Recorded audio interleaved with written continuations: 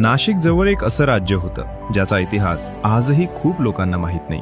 हे आहे सुरगाणा राज्य। सह्याद्रीच्या डोंगरांमध्ये वसलेलं एक रॉयल राज्य, ज्यावर पवार राजवंशाने तब्बल शेकडो वर्ष राज्य केलं होतं। राजस्थानच्या मेवाड मधून आलेल्या या पवारांनी सुरगाण्यात आपलं साम्राज्य उभं केलं आणि सह्याद्रीच्या सीमांचं रक्षण करण्याची जबाबदारी स्वतःच्या तलवारीवर घेतली। हातगाड फोर्ट सारखे किल्ले, आदिवासी भागांवरील नियंत्रण आणि मराठा काळातील महत्वाची सत्ता हीच होती सुरगाणा राज्याची ओळख। पण 1818 नंतर ब्रिटिश राज सुरू झालं आणि अखेर 1 मे 1948 रोजी सुरगाणा राज्य भारतात विलीन झालं। नाशिकच्या इतिहासातली ही रॉयल स्टोरी तुम्हाला माहित होती का? असे हिडन इतिहास जाणून घ्यायचे असतील तर फॉलो करा नाशिक सिटी गाईड।